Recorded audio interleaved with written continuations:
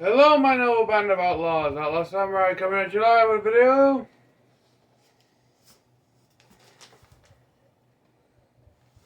Do I have to say anything? Oh, I did do a nice little paracord wrap on my unboxing night. This is one of two possible things. One, the Mitsudome katana, which I have been waiting freaking weeks for. Those dipshits up in Chicago finally got their shit together. Or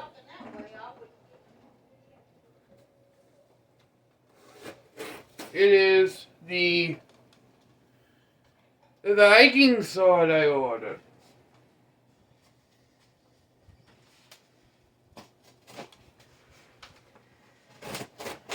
And yes, I did order a Viking sword. You know, as something a little different from my norm.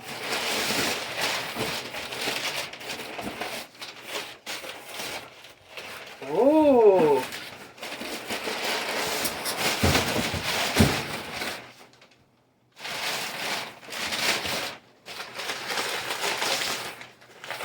Yep.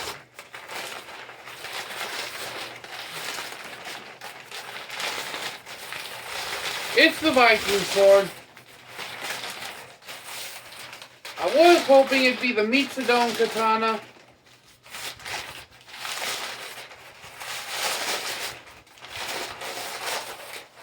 But I guess those dipshits up in Chicago haven't gotten their shit together yet.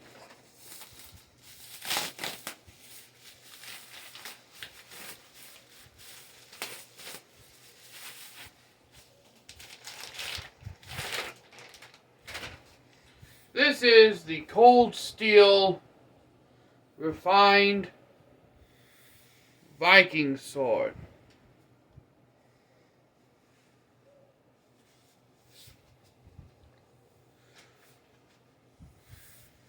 It has metal chape, throat, wood scabbard, bound in leather. I don't think it's real leather, I think it's pleather. The stitching is done good. The pommel has this braided rope design on it. So does the crossguard. I believe that's supposed to be the tree Yggdrasil in Viking mythology. I also believe this is a threaded nut that is secured, not peened, but it is designed in a way to look peened. The grip could be just a bit narrower for my liking. But let's get to the pointy stabby part. Ooh. This thing has a hell of a lot of retention for a medieval-ish sword. Now the blade is 30 inches. Doesn't have a lot of flex to it. I can tell that already.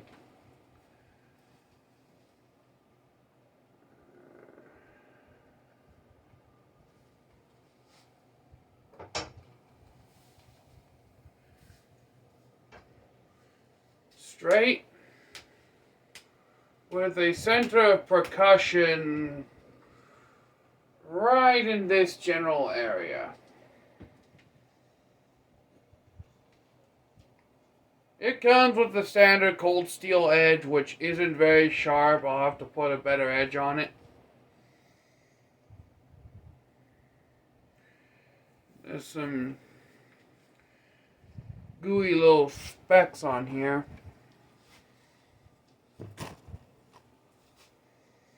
Of oil. I believe this is the standard 1055 steel. that cold steel is known for. You can pick this up off of Cult of Athena for around $250. Though if you use the Sizzle payment plan like I did, it's like $70 every 2 weeks.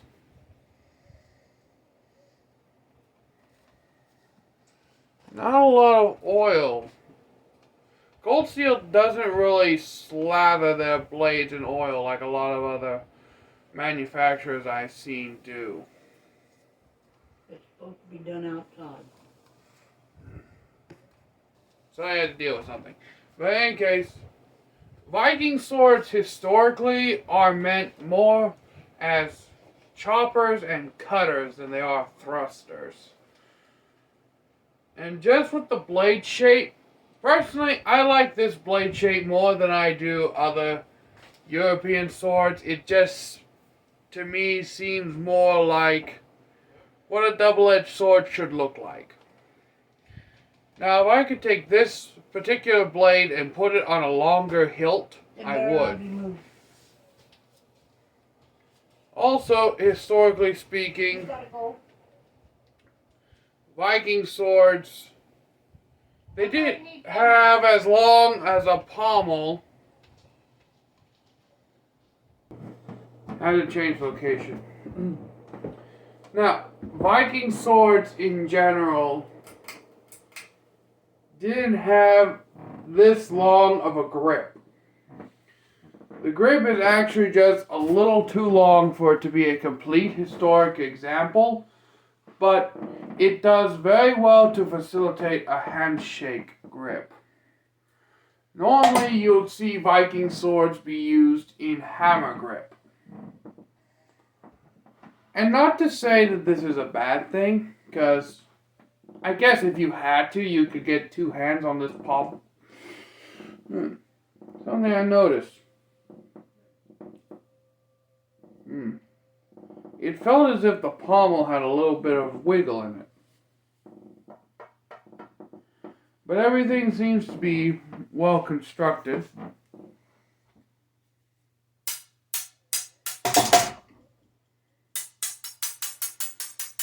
There's a fan right above me. But yeah. As I was saying earlier, Viking swords are historically chop-centric swords. Not so much thrust. Now they can thrust. You can thrust with any sword, really. But these are not made specifically for thrusting. These are made to chop and slash and cut. Misconceptions that Viking swords and European swords in general were dull and were just big were just basically metal clubs. Over the years, that misconception has been thrown out the window. I mean, this edge is sharp. I don't want to just push as hard as I can and run my hand.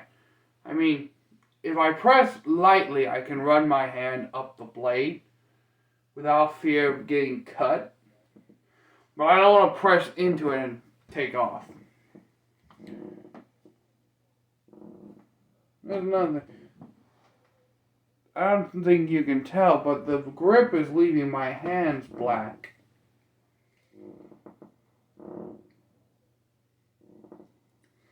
But yeah.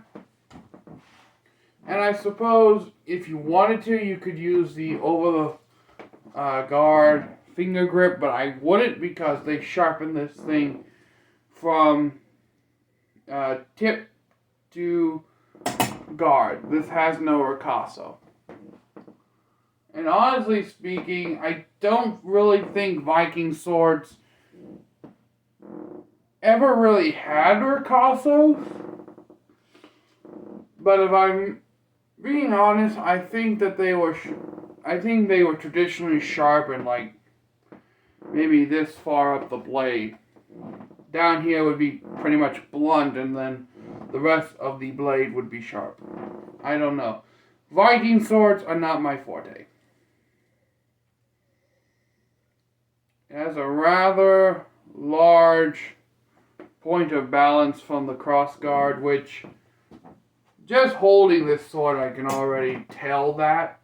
It is very blade heavy, very front, very forward weighted, which very much aids in the chop and cut.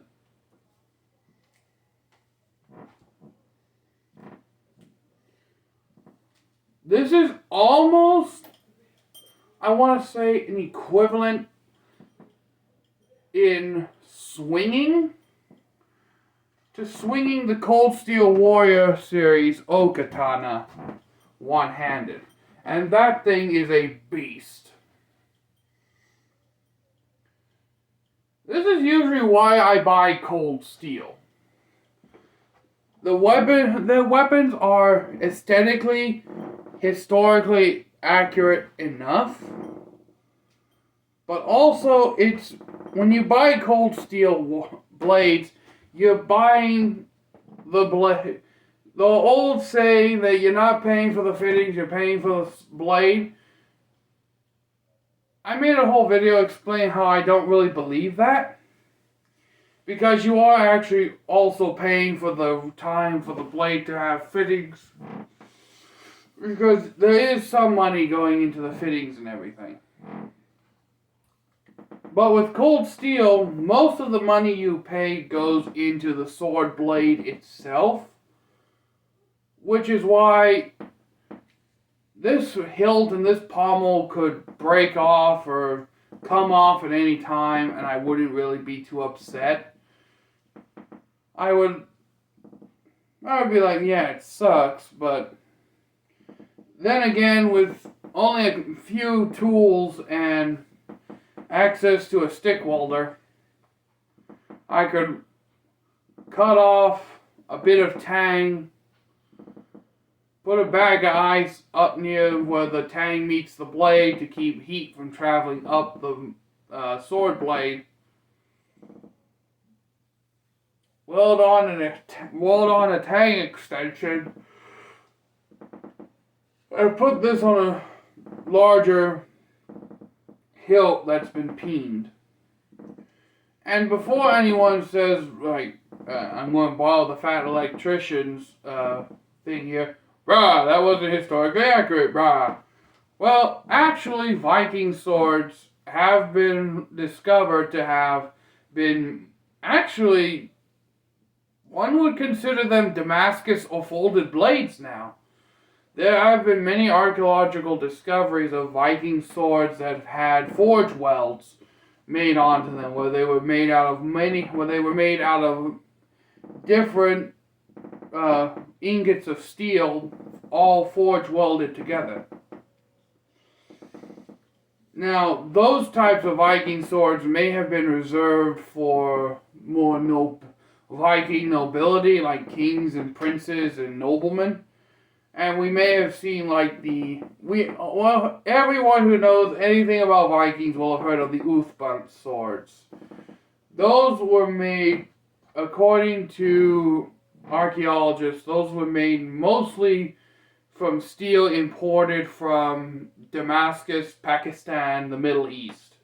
Because the Vikings actually figured out how to sail to the Middle East through the rivers and everything and obtain steel from Damascus and have their swords made from there. There were even historical accounts of Viking swords being made in Ireland and Scotland. So, yeah. Just because a Viking sword has evidence of forge welding doesn't make it historically inaccurate. Nor does it make it historically inaccurate for swords to be rehafted. Well, that's an axe term. Sorry, I just woke up like 20 minutes ago. Nor is it unhistorically accurate to say that swords were never remounted onto different furniture. The Japanese did it with the tachi, turning them into katana. the Europeans did it when their swords would break. Like, if a long sword would break at the tip, they would reground the tip and make it into a bastard sword. Or if they had a family heirloom sword that was good, except that there was a crack in the or like the tang broke, or there was some damage near the bottom of the blade that made it unusable, they would just simply grind away at the pommel until they ground the peen off, took the pommel off, took the grip off, took the guard off, and then they would just grind away at that and then then put new furniture on it.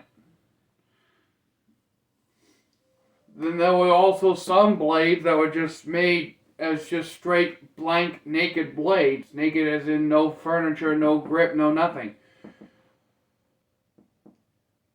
So yeah, this has turned into a historical video instead of an unboxing. So I'm going to be wrapping this up.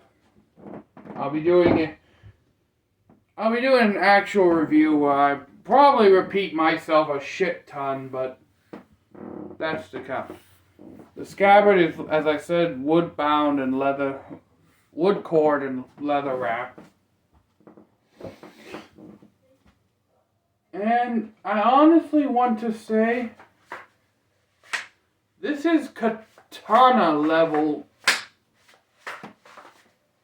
retention. I mean, I really have to shake this thing for it to come out. Which is good and also is bad. Because in a battle, that 1 second while I'm paused to draw the sword could mean that my ass will get killed. Alright? You want to be able to draw your sword at a moment's notice. So you want to know that it's both secured in the scabbard, but also that it won't jam up on you, basically, when you're drawing it.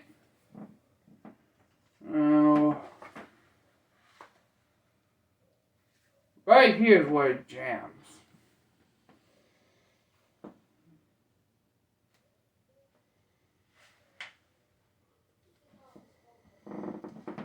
But yeah, that's been my unboxing of the Cold Steel Viking sword. Look forward to cutting video and or review coming at a later date. Cutting video may be postponed a little bit because it is getting fall in Indiana and I don't really do a lot of cutting videos in the fall because I get sick very easily and I don't want to have to go through the whole, and I don't think you want to have to go through the whole experience of me coughing up phlegm every 5 seconds to film a video.